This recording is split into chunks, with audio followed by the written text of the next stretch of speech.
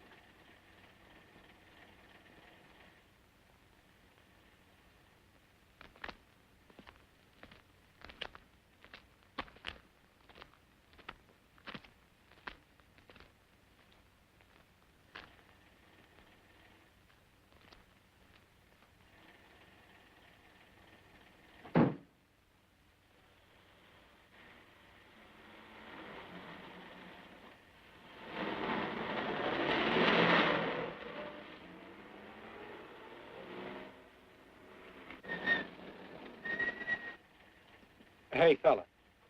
Come here. What were you doing back at that radio shop? Just looking. I was on my way home. Live around here? Yeah, a couple blocks down. Let me see some identification. Sure. Yeah, I guess I forgot my wallet. Look, lad, I've got to see some identification. How about my Army discharge? I got it right here.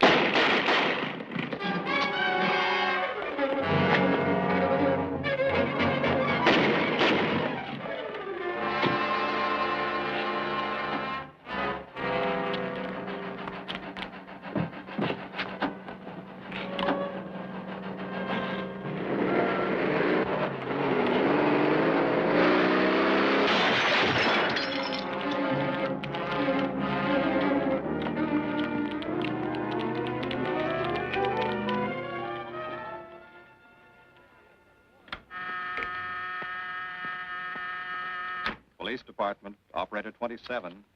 I want to report the shooting of a policeman. Hold on, please. Give me that again, please. I'm calling to report the shooting of a policeman. What's the address? 5057 State Street, just west of Santa Monica. Just a minute. Receiving hospital. Operator 2. Operator 27, 5057 State Street, 5057 State Street. An officer has been shot. Send an ambulance. All units in the vicinity of State Street and Santa Monica Boulevard. Proceed at once to 5057 State Street, 5057 State Street. An officer shot. Code 3.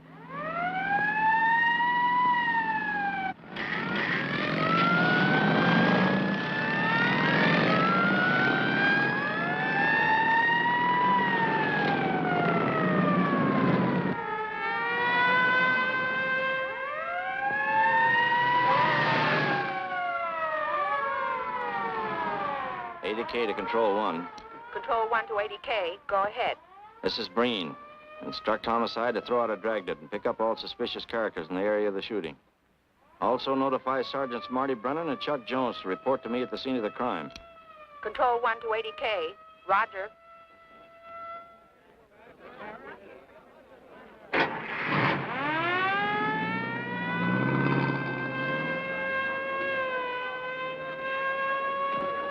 I see. Well, what have you got so far?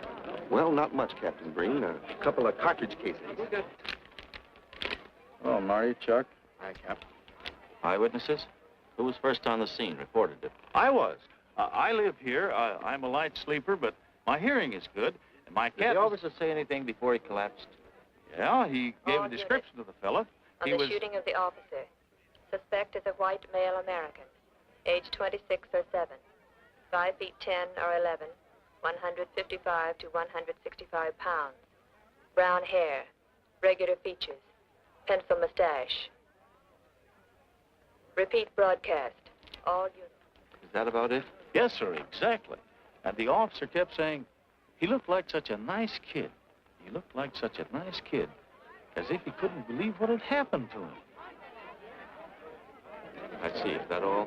Yeah. Thank you very much. Yeah, well, anything else I can do, I'd be glad to help you. We may call you. Get his name and address, will you, Bob? This door been checked, Lee? Yeah, it's okay, Captain. Find anything? Nothing but some smudges so far. Found this in the glove compartment. I think it's nitroglycerin. Doesn't look quite right. Well, check it down at the lab. Right.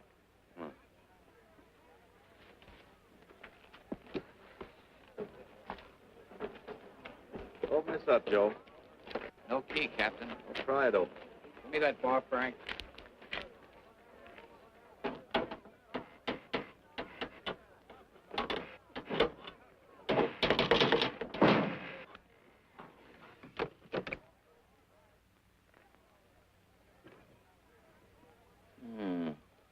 Regular arsenal.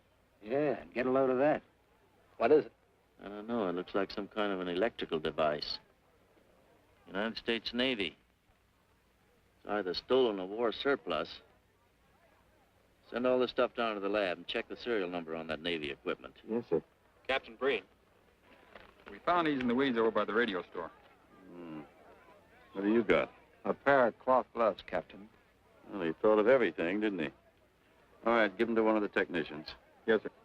Marty, you and Chuck come along with me. Let's go downtown and see what they picked up in the dragnet. Right.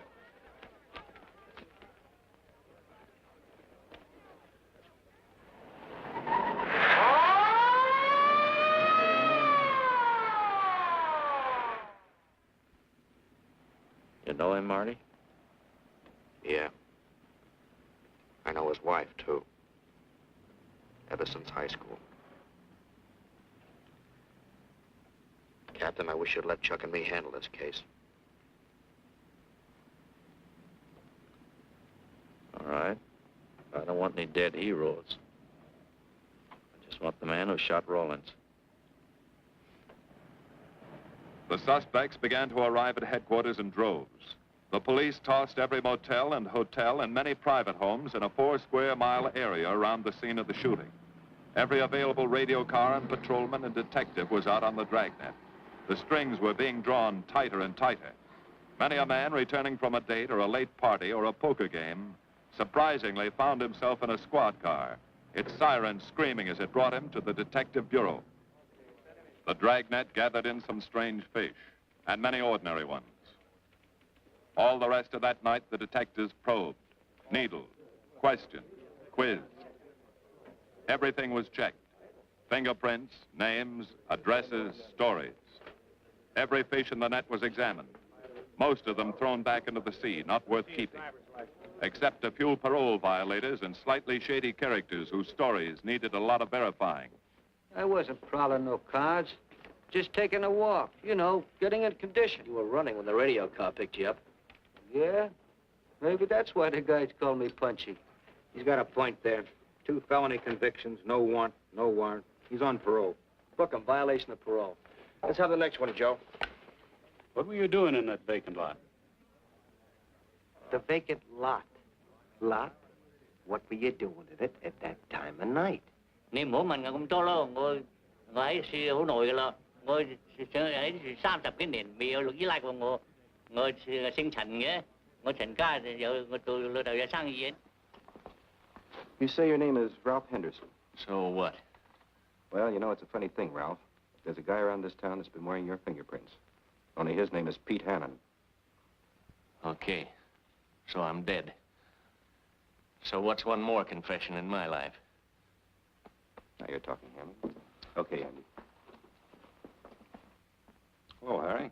What have we got here? Oh, some robbery suspects. Candidates for San Quentin. Handsome here is the big shot. He runs the outfit. Have a gander at his record.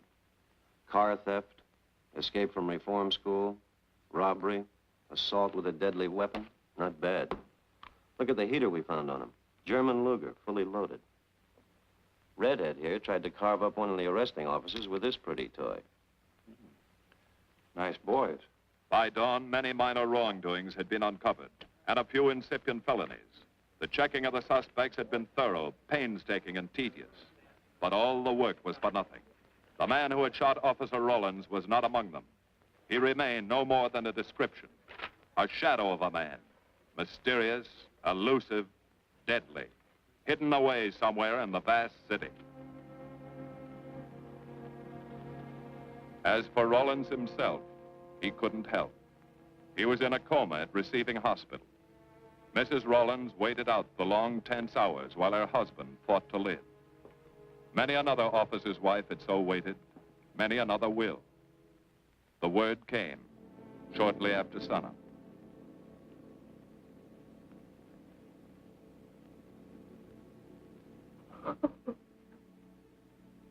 Oh.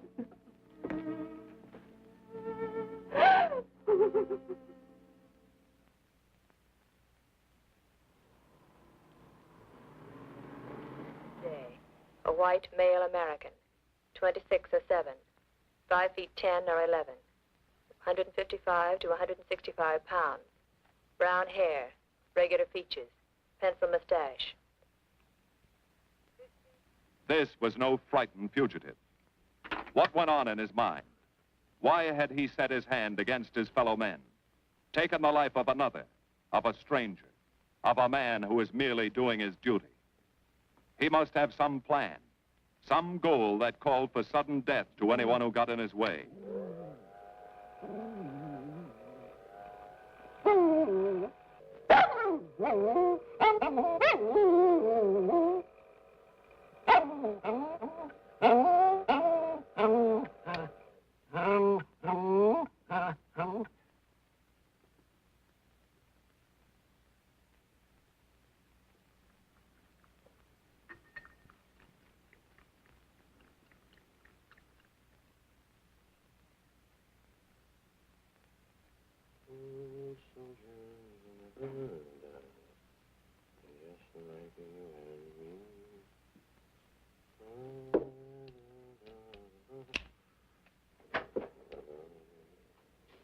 Good morning, boys.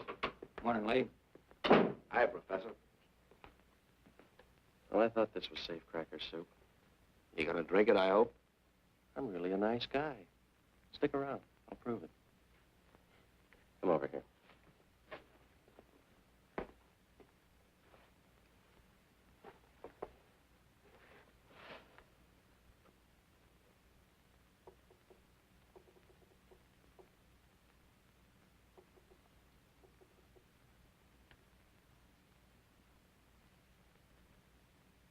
Hold this for me, will you, Chuck? Thank you. Now, if you'll hand me that hammer, Marty. Thank you.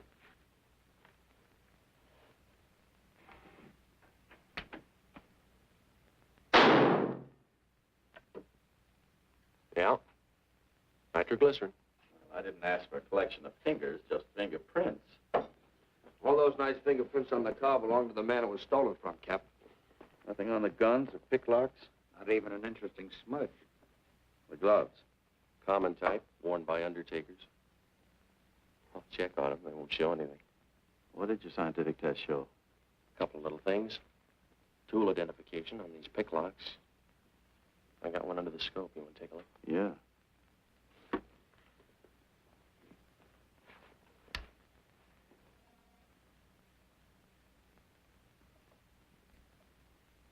Take a look. I see. Well, it seems to tie the tool up with the lock. Now, if that microscope could only tell us who did it. I'm working on that. No, only an amateur would carry that liquid dynamite in a car. This boy's no amateur. Took the precaution of desensitizing it so it'll take normal shock. Took a lot of other precautions, too. No fingerprints, no identification, nothing definite. Except he's scientific. Knows electricity. Is inventive. Yeah. I'm happy on the trigger. This is Captain Breen. Get me Captain Stevens a burglary, will you? I hate to disappoint you, Lee, but I think you've come up with something. Hello, Steve. How are you? Did your daughter's marriage come off all right? Good. Look, Steve, on those burglaries of electrical equipment lately, were there any where picklocks were used to gain entry? Good. Well, let me know if there's another report of one, will you? I've got an idea the Rawlins killer may be tied in with those. Fine. And give my regards to the newlyweds, too. So long, Steve. Well, what are you waiting for? You've got a job, haven't you? Get going. Yeah, let's go, Junior. Hold this for me, will you, Lee? Thanks. And so, with no fingerprints and only a vague description to go by, Sergeant Brennan turned to the modus operandi file. A criminal, like any human being, has his own habit patterns, unconscious traits that can lead to his downfall.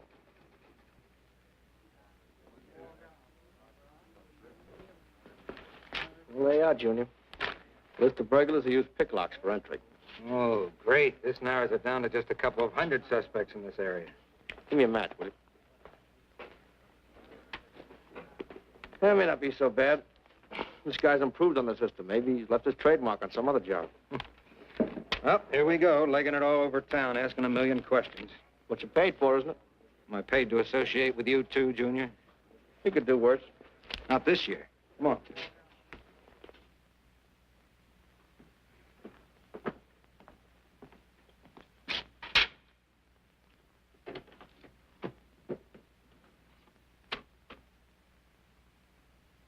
Car 12, car 12, in the 10,000 block on Mississippi. A 394-15 disturbance.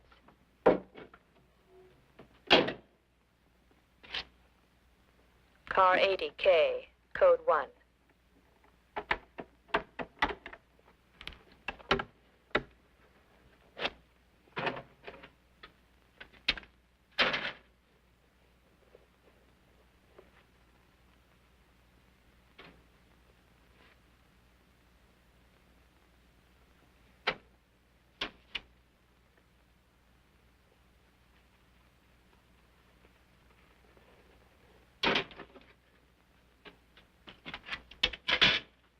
All units, on the broadcast of the suspect arrested in the shooting of Patrolman Rawlins. Cancel the cancellation. Suspect released from custody.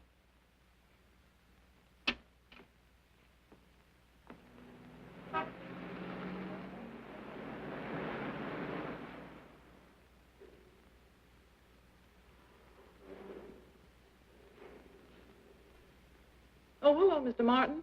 You find Mr. Reeves in the machine shop.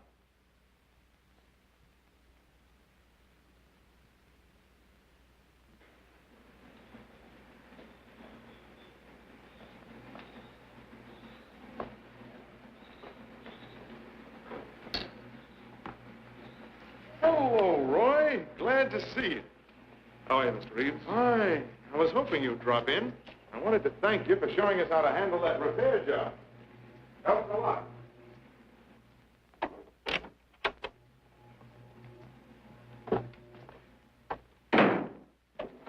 Oh, what have we got this time?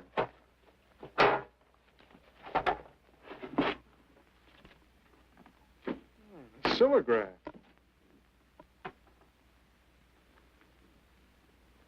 Well, there are plenty of these around, Roy. Not like this one. Yes, I see. I suppose, as usual, you've added your own improvements. You know, it seems wrong that a man of your talents should bother consigning equipment for rental. I'd like to see you devote yourself entirely to experimental electronics. It'll come one day. I'll have a place like this. Well, why wait? I've got a pretty good setup here.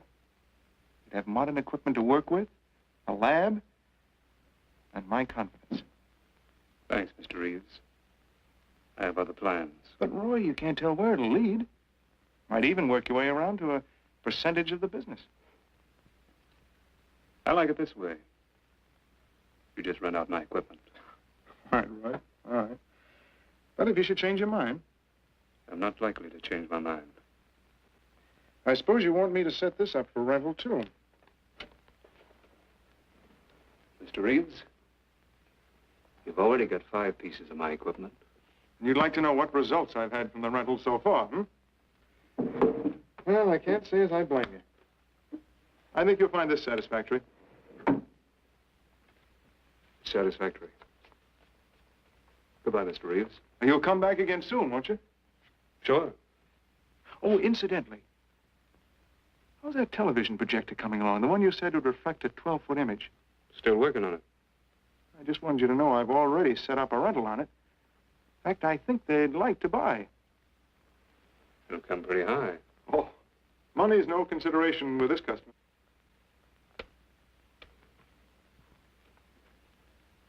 Tell him he can pick it up tomorrow. I thought you said it wasn't finished yet. It'll be finished.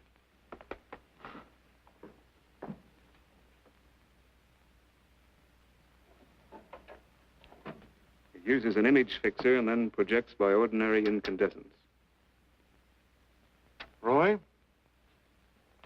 this is the best television projector I've ever seen. Let's hope that your customer thinks so. He will. Yes? Send him right in, Charlotte.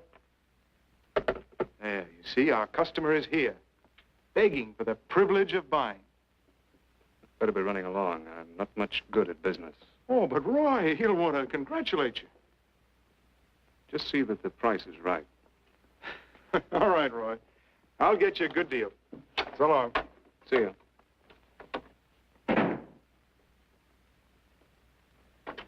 Well, Mr. Dunning, come in. Isn't it a beauty?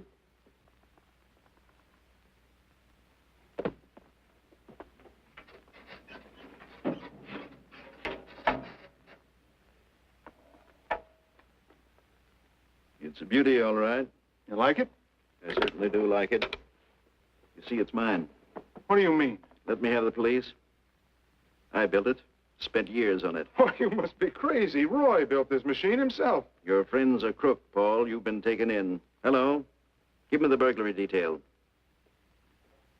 Dear Jim, regarding your inquiry on a .38 caliber Smith & Wesson revolver, serial... Oh, come in, boys. Burglary detail just sent this report through. It's a man named Dunning reports tracing a stolen television projector to the Reeves Electronics Lab. Think it's a tie with the Rawlins case? Well, take a look at this fellow Reeves and see what gives. I'll notify burglary. We're following up on it. Right. Come on, Junior. What else did he place with you for rental? Oh, a number of things. All war surplus that he bought on his veterans rating. Oh, is this more of his equipment? Yes. Yes, he left it here on consignment. I'm sure that Roy can explain everything. Well, maybe he can, Mr. Reeves, if you'll tell us where he lives. But I don't know. Mr. Martin's on the phone, sir. I'd better talk to him. I think so, Mr. Reeves. I'll take it in the superintendent's office.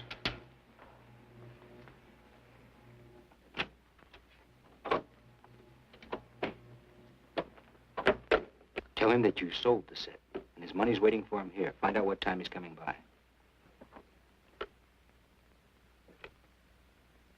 Put Mr. Martin on.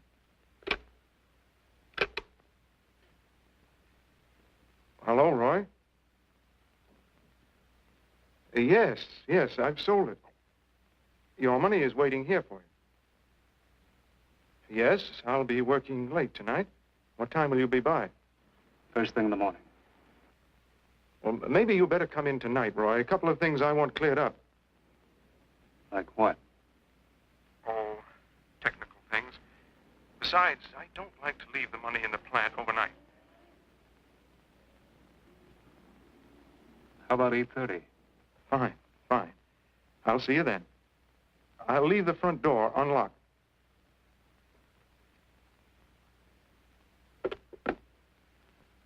You'll be here at 8:30.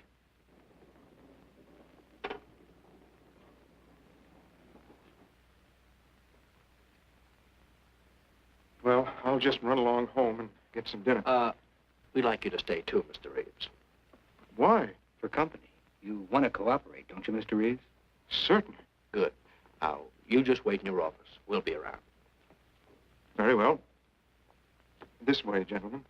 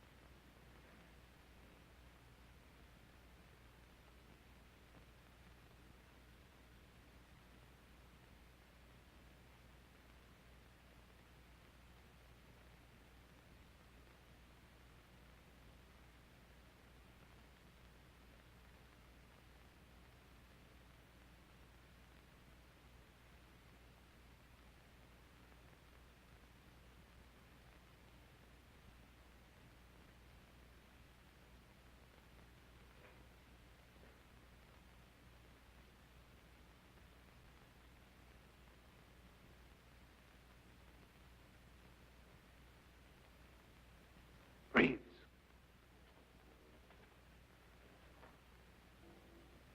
that you, Roy?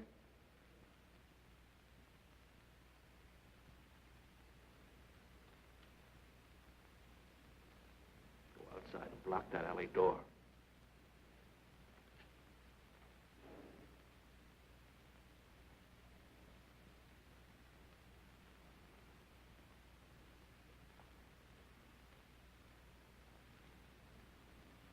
Where are you, Roy?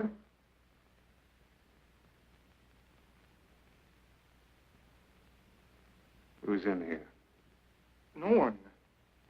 I'm alone.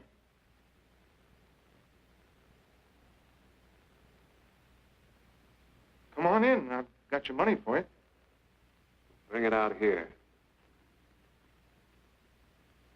All right. Just a minute.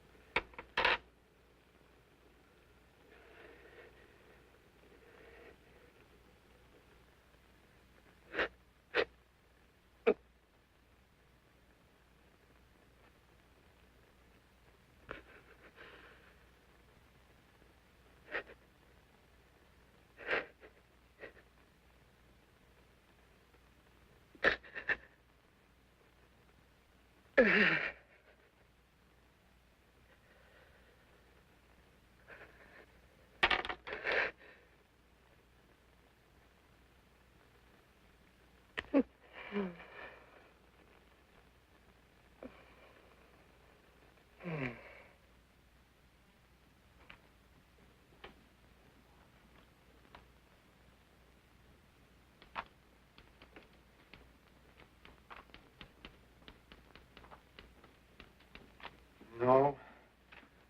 None of them even looks like Roy Martin. He had such a fine face. Didn't keep him from carrying a gun. Or didn't you know that? No, I didn't. I told you all I know, all he ever told me. What about his friends? Didn't he have a girl? No, I don't think so.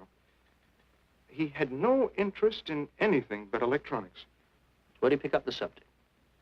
Books, magazines. Mostly from the Signal Corps. He was attached to a radar unit. Get a teletype off to the War Department. That might help. Yes? Ready on your call to receiving hospital, Captain Breen. Hello, this is Captain Breen. What is the latest report on Sergeant Jones?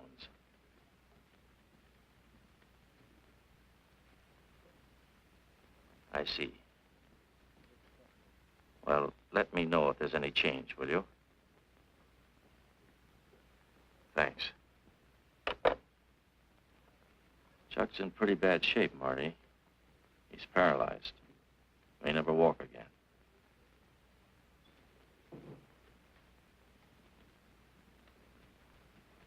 Oh, I'm sorry. It's funny that Martin showed up at 7 when he told you he wouldn't be there till 8:30. I don't know why. Except he was always unpredictable. I'll tell you why. Because you warned him. That's why he came early. That's why he came in the back way. But you heard me tell him the front door would be open. And the key didn't let him in the back way? He must have had one made. Why don't you tell us the truth? Marty.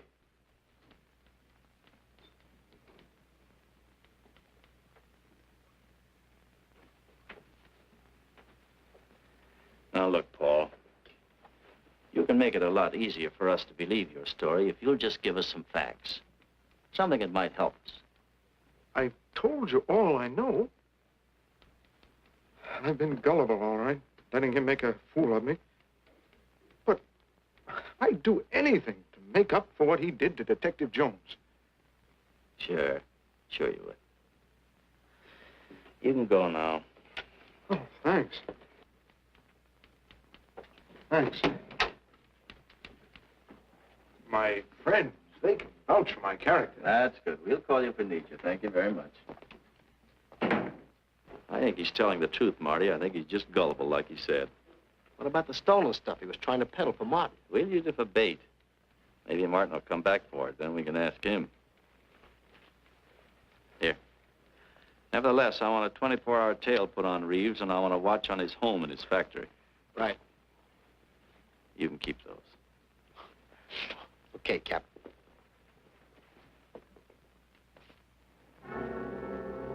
And now the killer changed his tactics, his modus operandi. It would baffle the police. They always expected burglars to remain burglars, not go in for stick-ups. They'd never tie this up with him. So wearing a variety of disguises, coming and going like a shadow, ready to kill if cornered, he struck the bottle stores in a one-man blitz that had the robbery detail dizzy.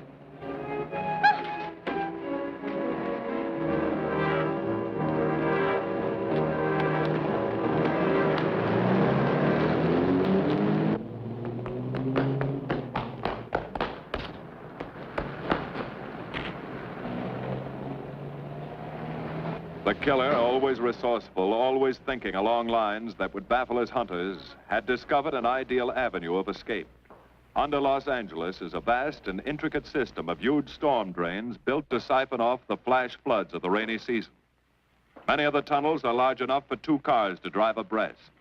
Here were 700 miles of hidden highways, ideal for the use of someone who needed to hurry from place to place without being seen. Ideal as a hiding place for guns and supplies in case of emergency. What is it, Lee? Well, the reason I asked you to come over is I think I've hit on something. An identification? No, not quite, but a tie-up. Now, These are the shells from the gun that killed Rawlins.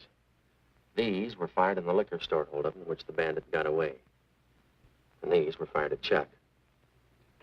Now, as you know, every ejector, even in guns of the same model and caliber, is different. Each one leaves its own markings on the cartridge casing. Now, look at these fine striations. This deep gouge. The same on all three.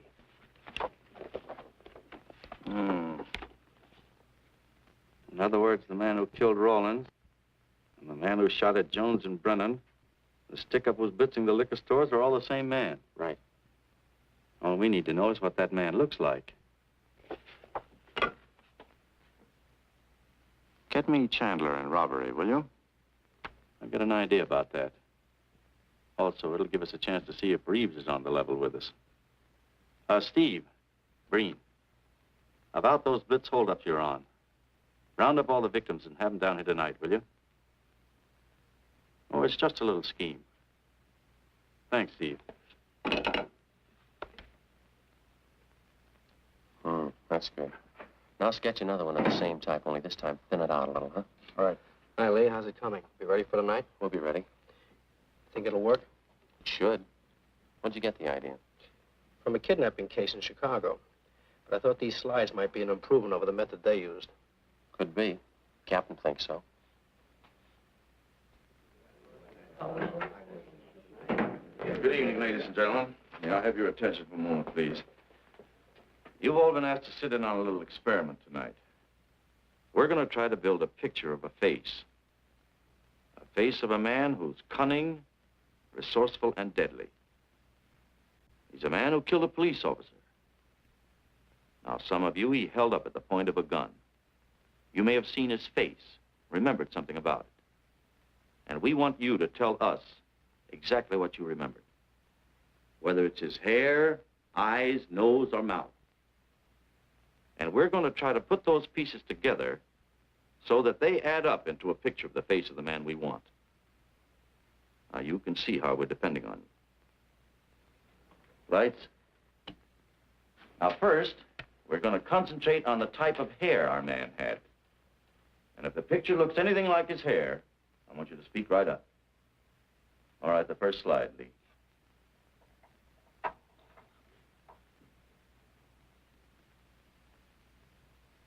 His hair had waves in it, well-groomed.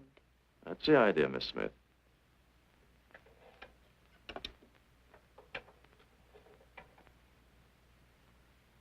Is that any closer? No, it was parted on the side.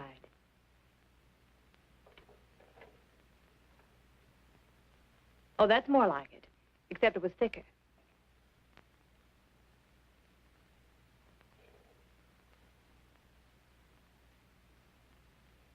Oh, that's very close.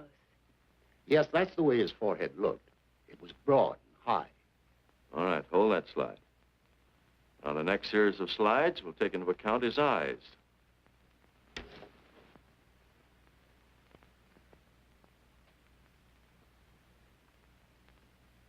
Oh, 1 minute, please. Wait, 1 minute.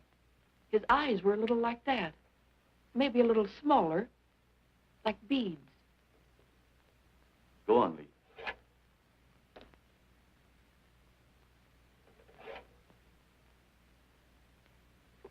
Now you've got it. Now, hold that slide, Lee. Anyone else? That looks like him, only a little madder. He had a patch over one eye when he come into my place of business. I remember noticing that the one showing was blue. Well, the guy that stuck me up had on horn-rimmed glasses. He was wearing a Band-Aid across his nose when he knocked me over. Uh-huh. All right, hold that, Lee. Well, so much for the eyes. Go ahead.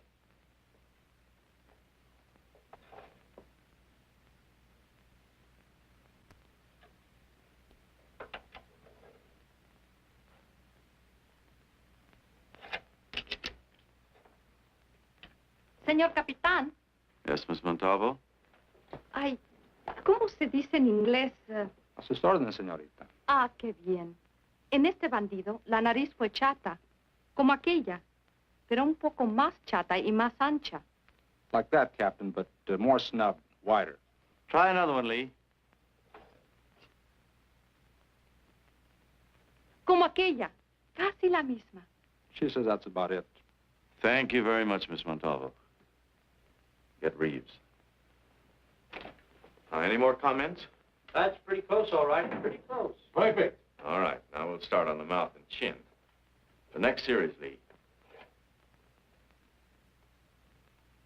I think his lower lip stuck out more. The mouth was thin and mean, like it never laughed. Go ahead. Something like that, but thicker lips. There. That's it. That's him. All right, now hold that right there, Lee. Oh, come in, Mr. Reeves. Good evening, Captain. Did you ever see that face before? Why, it's Roy.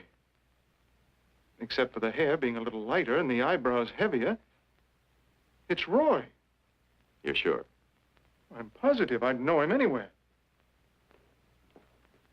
Lee, I want a retouched photograph. Now lighten the hair and give more body to the eyebrows. Right. Lights.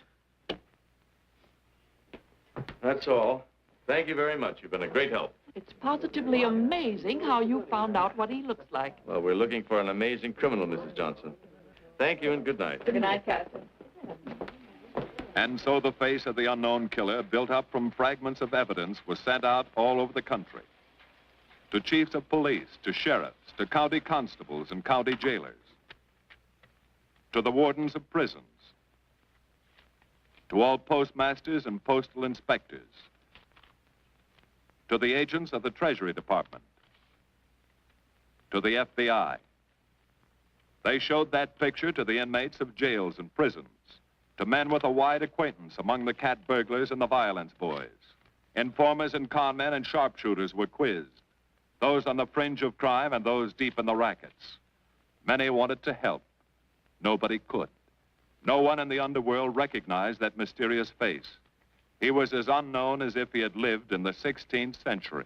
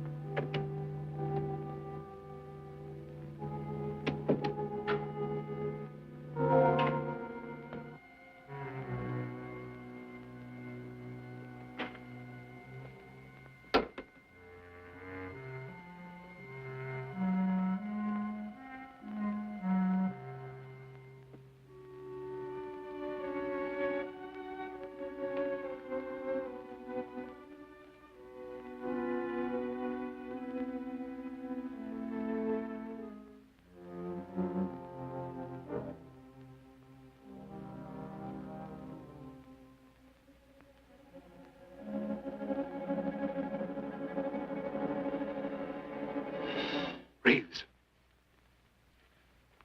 Roy. Listen carefully, Reeves. Control yourself. I know you're alone in the house. Act like you're alone. Cops are watching every move you make. The police here? They got you staked out like a muskrat hide, watching you around the clock. Here at your plant, tailing your car. Sit in that chair. Pick up 3 books.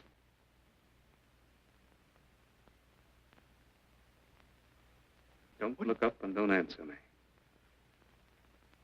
All right. But glance at the books.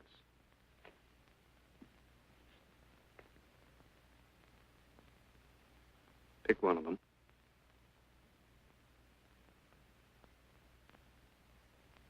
Okay. Now, that's the book you want to read before you go to bed. Now, get up and turn off the lamp.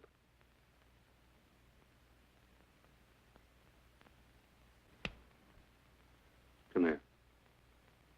Come here.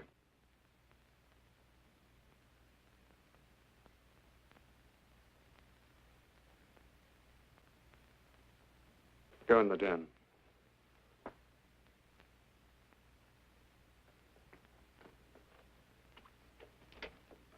Pull those drapes tight.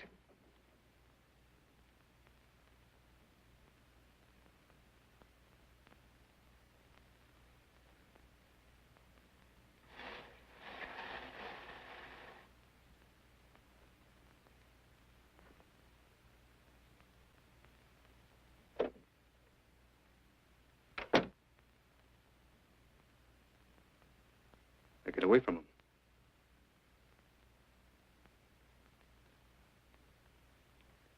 What do the cops know about me? Not very much, Roy. No fingerprints. They haven't even got a picture of you. They're trying to make one.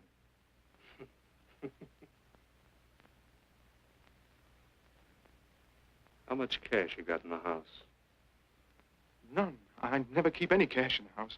It isn't good business. I suppose you think it was good business letting me walk into that trap. No, Roy, no. Don't do anything you'll regret. Now, listen to me.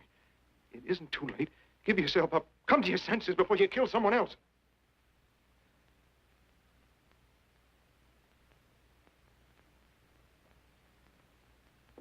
What do you mean, someone else?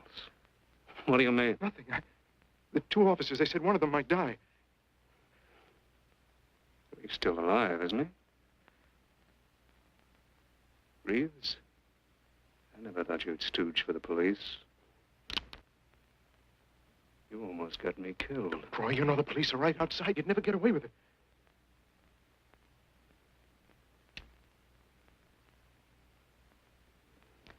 That's right. Now you're being sensible.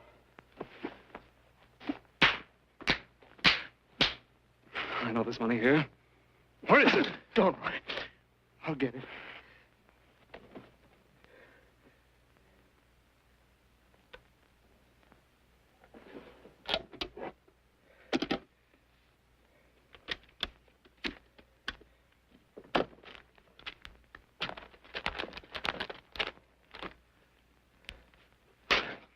It's not enough. Stuff you got in mind is worth thousands. I'll get more. Get it. Keep it handy. I'll be back next week, next month. But get it and have it ready. Just give me time.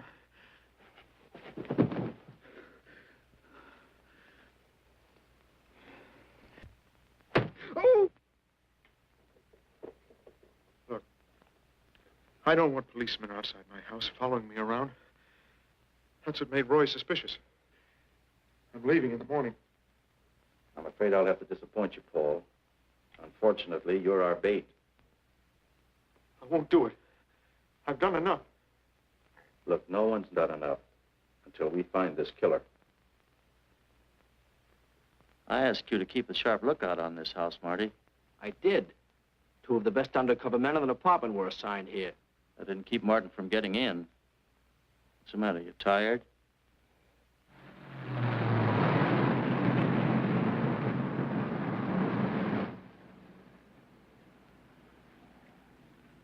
You got any idea how long you've been on this case, Marty? Months. Long enough to have come up with something by this time. You know any more about the Rawlins killer than you knew the first week? Yeah. He's about the toughest nut I've ever had to crack. That's what I told the chief when he called me in this afternoon, wanted to know why the case hadn't been broken. Look, Captain. Rawlins was a friend of mine. So's Chuck. I've got a bigger stake in this than the chief knows. I'm doing everything I can. Well, I'm afraid it's not enough, Marty. Maybe you're too close to it to see it clearly. Maybe it needs a fresh team, a new viewpoint. I think you better take a couple of weeks off, Marty. Starting tomorrow. Anything you say, Captain.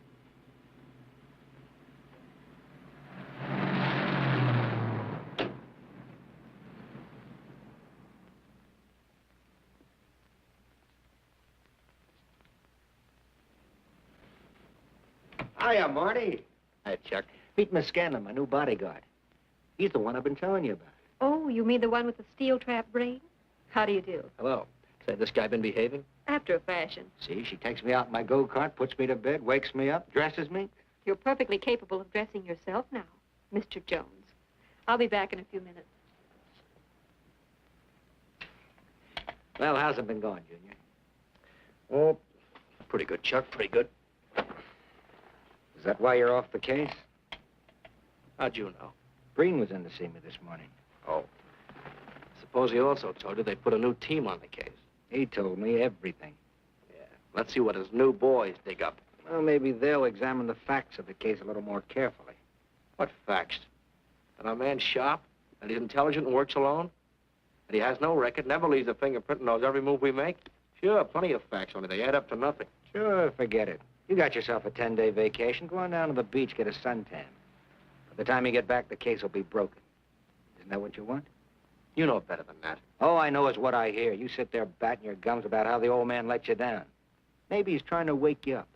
He's got a funny way of showing it. There you go, flying off the handle. Always taking things for granted. I wish I could get up and boot some sense into you. He knew what this case meant to me. He still does. That's why he's trying to get you mad enough to do something about it. You don't really figure that's his idea, do you? I know it is. Ah, it's a tough case, Chuck. Not an angle, nothing to go on. You'd know what I meant if you were out working with me. I have been working with you. That's all I've had to do lately, just sit around studying what little facts we have, trying to figure out who he might be. You know the kind of a guy we're up against, then. I tell you, Chuck, this guy's a genius the way he operates. As if he were right there with us every time he go out after a lead. Oh, sure. Breen's been tipping him off just to make you look bad. Yeah, almost like that. Well, he beats us to the punch every time. There's your angle. You just hit it on the head, but you don't see it. Look, start adding. 1, he's unknown to the underworld. 2, he beats you to the punch, right? And 3, it's almost as if he were with you. Isn't that what you said? Yeah? Well, tie that up with a lot of other little things, like the fact that he uses a police gun and the accuracy of his shooting. Anybody could buy a police gun, and the Army could have taught him how to shoot. Yeah, but who taught him how the police operate? Oh, I know what you're driving at, Chuck, but a cop. Those things happen. Yeah. Now, if I were still in the case, I'd start with our own department first, then Santa Monica, Culver City, Burbank, Pasadena. See you later, Junior. Hey!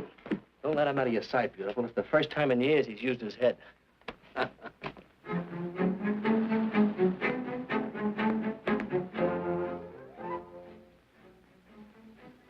But you get a print of every mug we take. We always send LA a copy, Sergeant. It's personnel photos I want. You mean of our boys?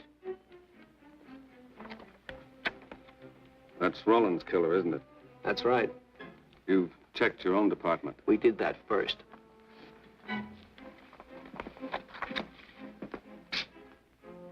And so the tedious quest went on. Sergeant Brennan wore out his shoes and his patience, going from police station to police station, checking photos until his eyes were blurry. For police work is not all glamour and excitement and glory. There are days and days of routine, of tedious probing, of tireless searching, fruitless days, days when nothing goes right, when it seems as if no one could ever think his way through the maze of baffling trails a criminal leaves.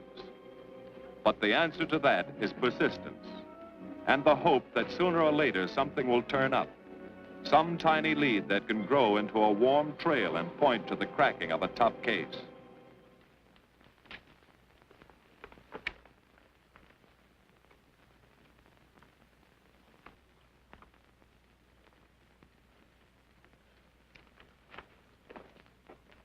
Well, that does it, boys. Can't say I'm sorry you didn't find him in here. I'd hate to think it was a cop. Doesn't seem to be anybody. Just a lot of pieces of a face that never existed. Do you mind if I see that again? Sure, frame it. Put it on your dresser. Wait a minute. He wasn't a cop. He was a radio technician right here in our dispatch office. What did you say? I'm saying he worked here in 42. Well, come on, give. I remember the kid well. He was sort of strange, never bothered with anyone in the department, just kept to himself. But he was in line for promotion when he was drafted. Where was he living at the time? I don't remember. Try the dead files. He never asked for his job back after the war. I remember writing to him about it, though. He was an excellent worker. Oh, yeah, here we are. Yeah, this is it. Took a while before he answered, but like he says in the letter, he wasn't interested.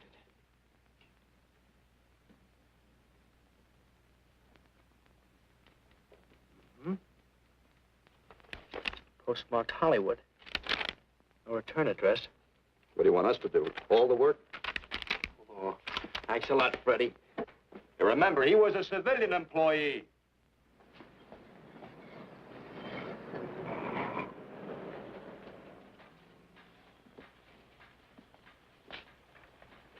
Well, how about it? Anybody recognize him? Not on my route.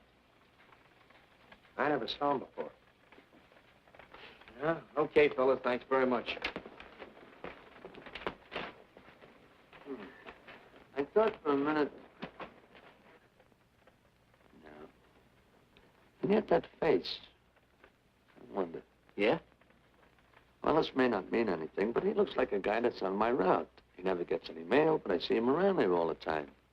He lives in one of the courts. Where? Come on, I'll show you. It's not that easy. What time does your route take you past those courts? About 9 o'clock. Why? Just thinking.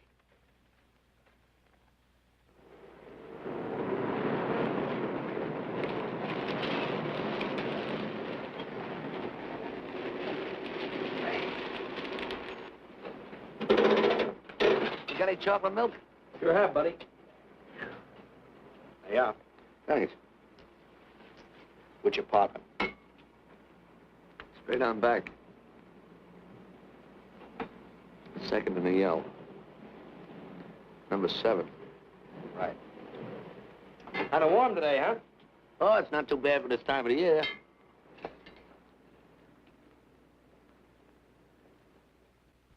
Good morning. Morning. You're new in the route, aren't you? We had a substitute. What happened to the other fellow? Sick. Oh, what's the matter with him? I don't know. I catch everything. Hear about it on the radio, and next morning I got it. Too bad. You aren't very social. The regular fellow always stops and talks to you. Sorry, Letty, I'm a little late this morning. I was hoping maybe you could help me. There's something very funny going on in this court. Yeah? I was scared to go to the police with it. I thought maybe I might be poisoned. What? Yeah. By the manager. She's a witch. She's a what? A witch. She puts poison in my milk. Oh, I see. Look, you switch the bottles when she isn't looking, see? Drink her milk. Then you'll be safe, right?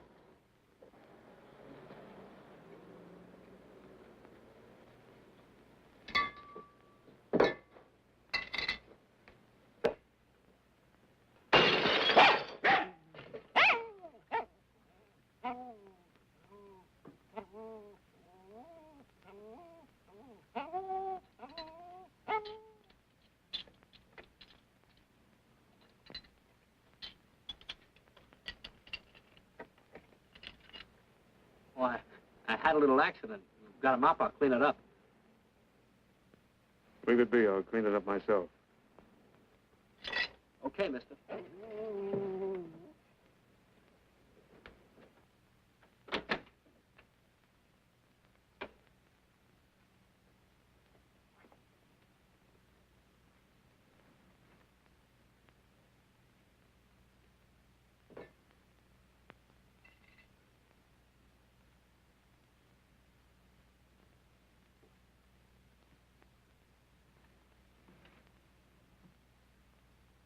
The place is called Bellevue Court. I drew this from memory, but it's pretty close. That's where he's hiding out, right there. You sure he's our man, Marty? Captain, I couldn't go wrong on that face. He's our man.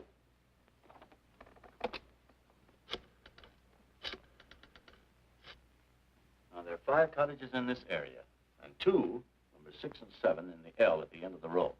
Our man lives in number 7. This building department plan will show you the whole layout. It's bounded on 3 sides by Fuller, Santa Monica, and Poinsettia. Now, the court is partly surrounded by a high wall. Breen, homicide. Good. You keep your eyes open until we get there. Morgan has just gone into his bungalow alone. Any questions? All right, you all have your instructions. Let's go.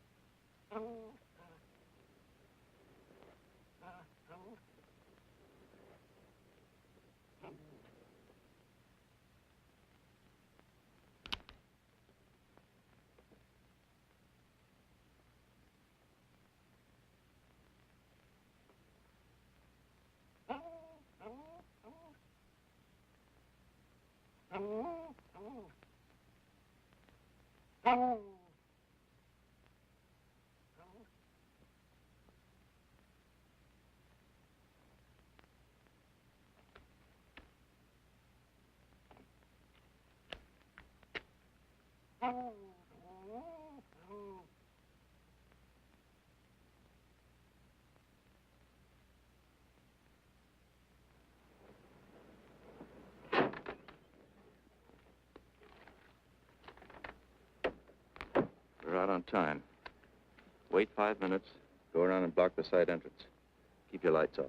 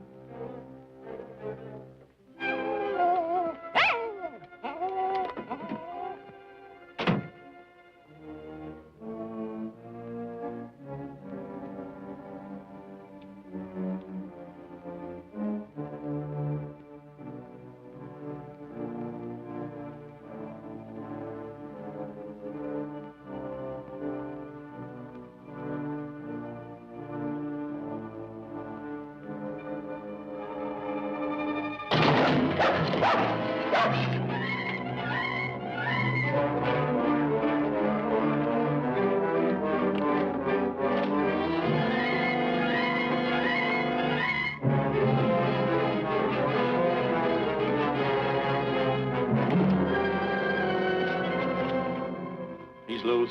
I want a radio car in a hurry.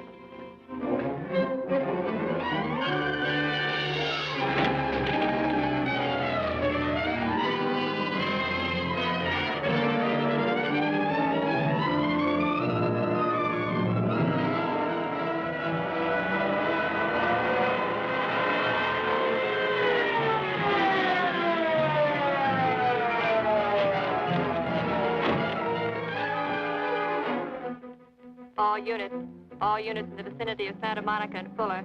The murder suspect in the Rollins killing is at large.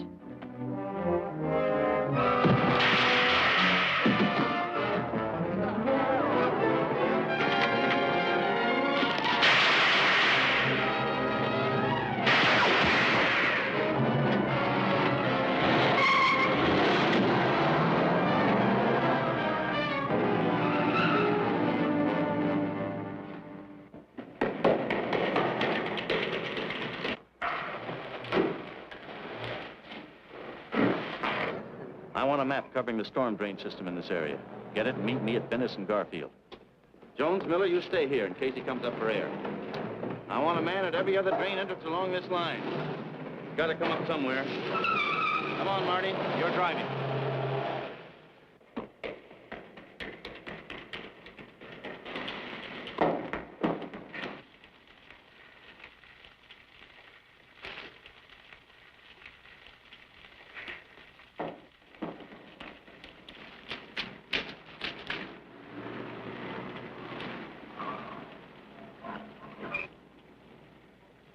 Keep this drain covered.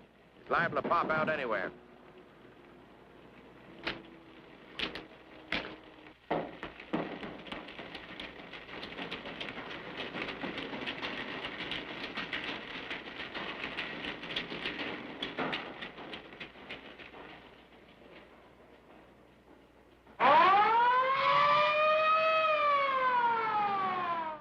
Why Venice and Garfield, Captain? It's the main intersection of the system. We can head him off that way. ADK to Control 1. Clear frequency 7. This is an emergency. Control 1 to all cars on frequency 7. Stand by. Control 1 to ADK. Go ahead. Notify homicide. Send the following to Venice and Garfield. 4 squads, battle lanterns, gas mask, tear gas. Urgent. This is a code 3. Control 1 to ADK. Roger.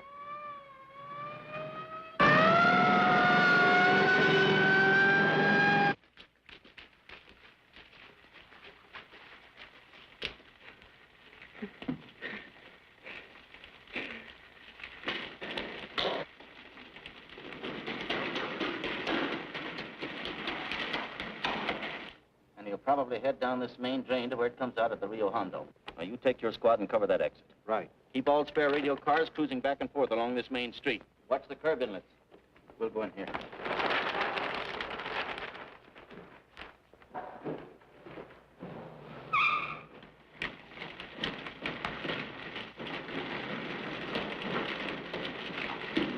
Any sign of him? No. And we've searched every foot between here and the Rio Hondo outlet. Then he must be up ahead. Let's go.